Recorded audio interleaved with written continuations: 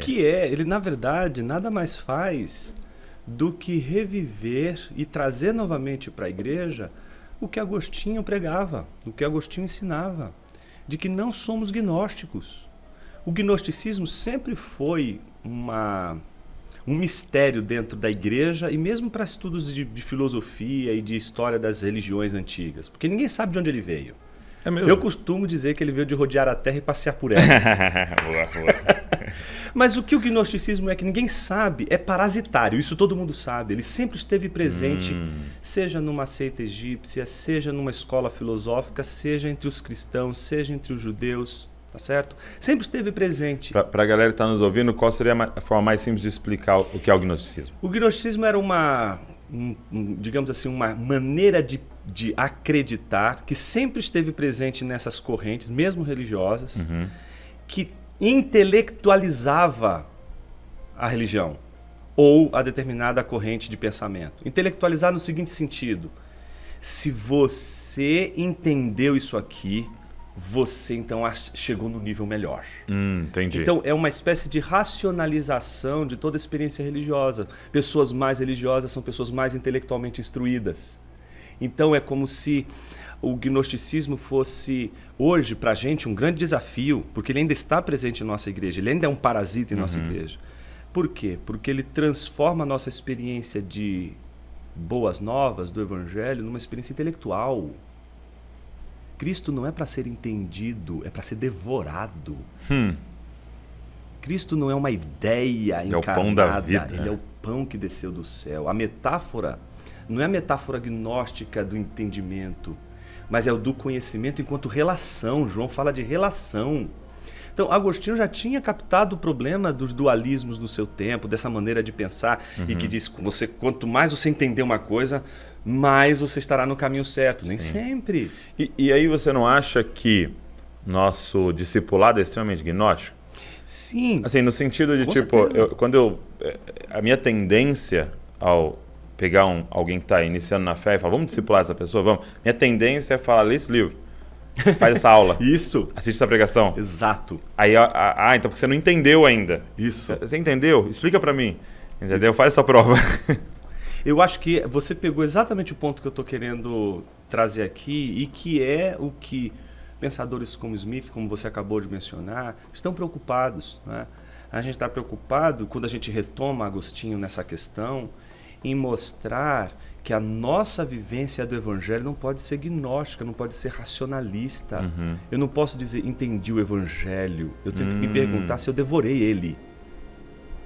É de uma outra natureza, não é só uma palavra que você entende, uma palavra que te transforma.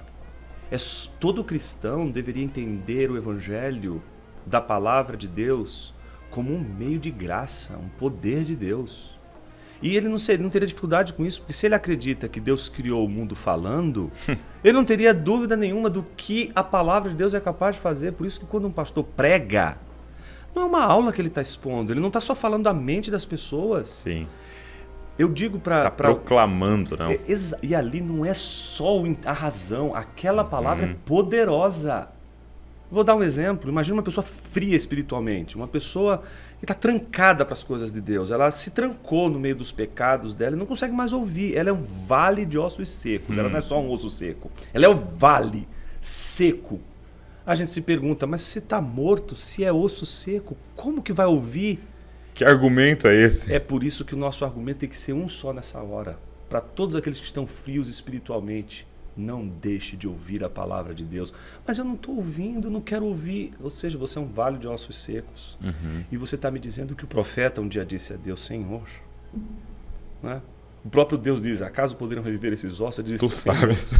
Tu sabes, porque até onde eu sei, ossos secos não escutam. Mas quem foi que disse que a palavra de Deus é um poder que precisa necessariamente ser entendido?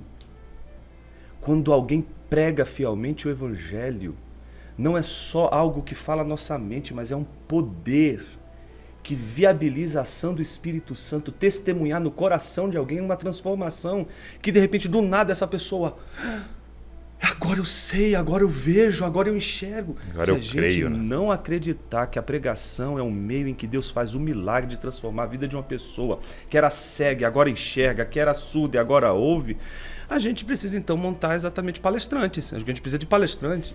Mas a Sim. Bíblia nunca diz que a gente precisa de palestrante na igreja, que a gente precisa de pregador, e pregador não oferece só uma razão de ser das coisas.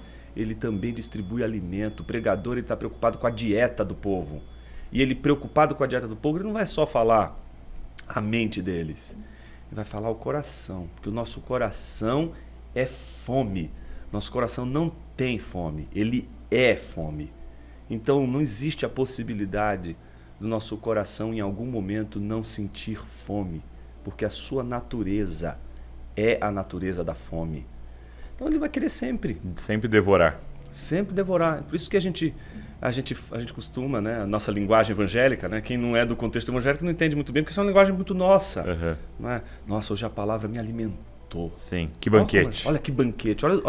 Olha como a gente trabalha as metáforas. Sim. As metáforas do gosto, do paladar, da delícia, da beleza. Então, nós não somos afetados apenas por argumentos lógicos. Minha esposa não é um feixe de proposições. Eu não tenho que entender a minha esposa como um monte de proposições. Deixa eu ver se... você está entrando em contradição, filhinha. Ixi, quer deixar elas doidas? Ela e eu somos a contradição. Exato. Nós não temos contradição. Só funciona porque é a contradição, né?